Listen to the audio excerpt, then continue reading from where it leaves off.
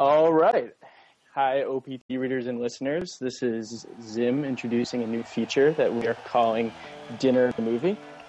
Dinner Movie, what is it going to be? Basically, it's a combination of a few ideas we've been bouncing around here. It's a little bit of DVD commentary meets ESPN highlight reel, meets a pop-up video, meets a couple loud jerks that are yammering behind you during the show.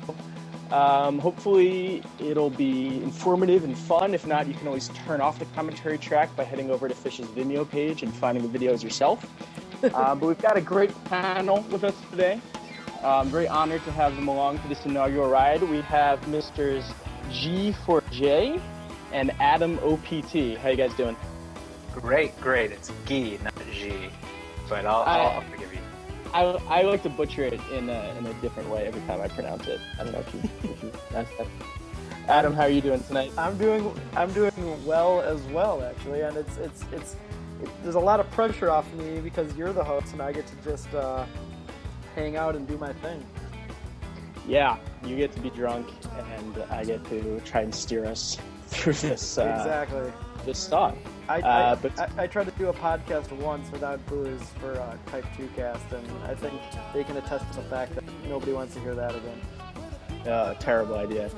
Well, let's jump right into it. What we're talking about tonight is this Possum from Cayuga Falls. This show, of course, came after the Detroit show with the 25-minute disease, and this show was a fantastic show in and of itself. It had a great antelope. It had the debut of Steam. It had that fantastic hood and mercy sandwich.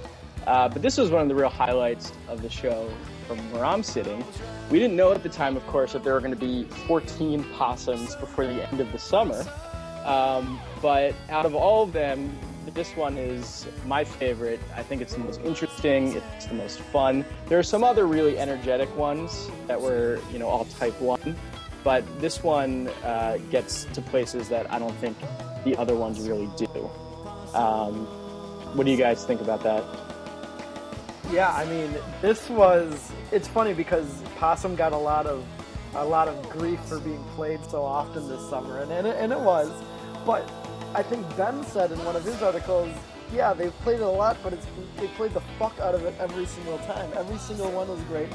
Trey's new dexterity and attacking his guitar's back, so Possum's a perfect song for that. And this Possum's exceptionally special because the improvisation isn't just a linear jam, it's true improv, something you would find out of 92 or 93 or earlier, and we'll be seeing that soon. Yeah. Now, I love that shot of Phish that we just saw there. That behind the shoulder shot as a newbie drummer, that just is like crack for me. And you can see that hi-hat just clapping away on every eighth note. I don't know what it is, but it's great. I also like seeing it cellulite in those shots. Yeah, it's very personal. Yeah, Speaking of personal, the faces here are fantastic. That's true. Trey, I feel like Trey's peak with the O face was in maybe mid-90s sometime. These days, he does some nice faces on stage, but they're not quite O, that quintessential O face. But what you do get from Trey, what you can see what he's doing right now, those fingers moving up and down the fretboard, he's really got this fluidity to his soloing here. And I feel like this is one of the biggest differences that you see between 2011 and first 2 years of 3.0 is that Trey was really just confident moving up and down the fretboard, and I really think that what we'll see as this jam goes along is that his soloing, just his Type 1 playing on here is what leads into, the comfort that he has is what leads into something a little bit more experimental on this Possum. Yeah, absolutely. And I think we're going to see coming up right around now, we've got this great pattern that starts to develop that brings us into a little bit of a different world from the normal Possum. And here it is. There it is, yeah. Yeah, it's fantastic. It's just this great little idea. He talks about how simple these ideas can be, and this is a really simple one. It sounded to me like maybe Paige twinkled on it a little bit, and then Trey grabbed it. I don't know if you guys heard that as well, but it definitely was sort of simultaneous that they latched onto it together. Definitely, and that's always a sign that they are they are on. Look at it, and they're building off it. That is, I mean, anybody that reads our articles knows that's what I come off with. So I love hearing this. And well, we're speaking about Possums. I think the Super Bowl version is a great rock version of the song, but this is a great.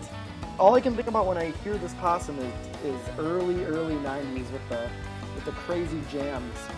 It's jazzy, is what's Right. so cool about it. It's real jazzy. You don't hear that a lot these days. Oh, yeah, and Here we go. yep, it starts getting weird here.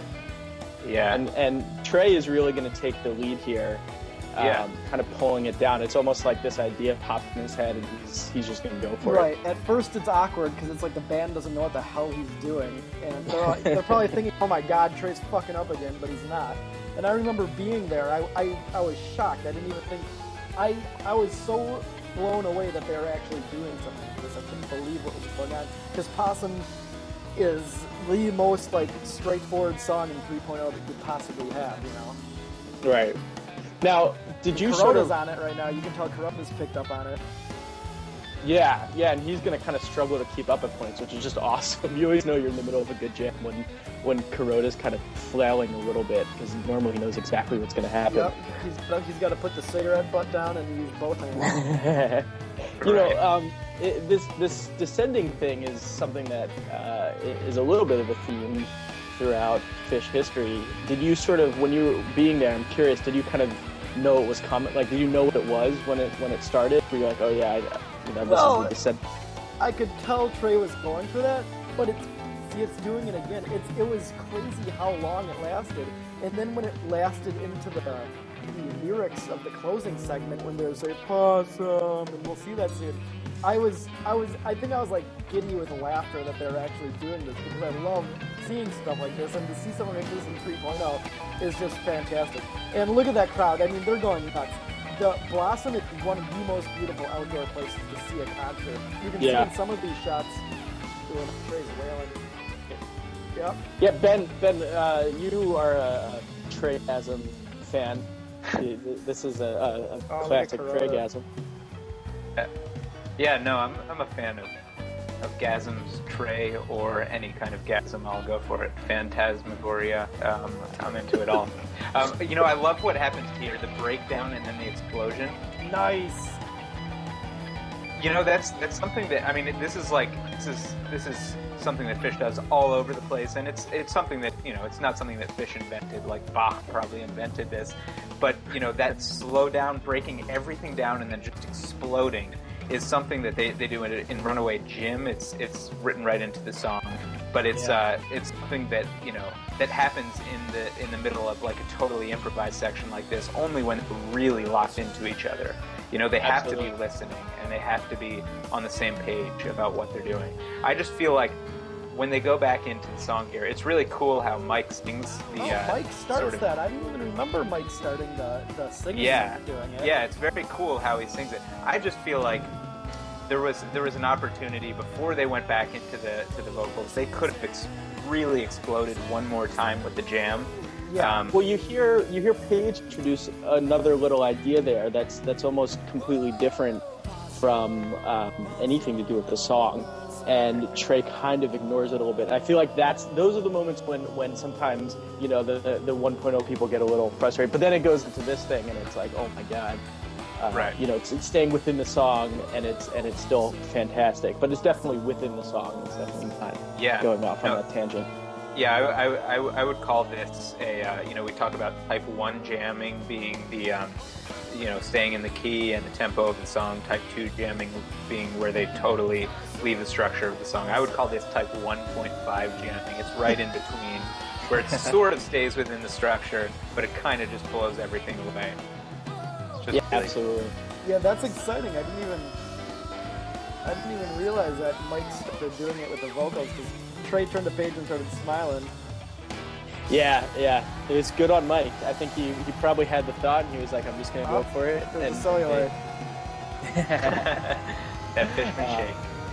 And you know it's cool because the jam in Character Zero at the end of the show reprises this idea, and they do it at the end, and then after they drop it plows right back into the peak of Character Zero. But that's for another dinner and a movie. Absolutely. Well, we're wrapping it up here, but this was a lot of fun. There was a lot going on. Thank you guys for participating. I hope you guys enjoyed it as much as I did. And we'll have to do another one of these soon.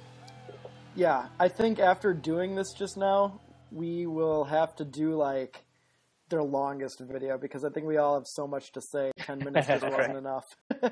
Absolutely. Well, thanks for listening, and we'll see you on the next one. Yep, till next time. Bye.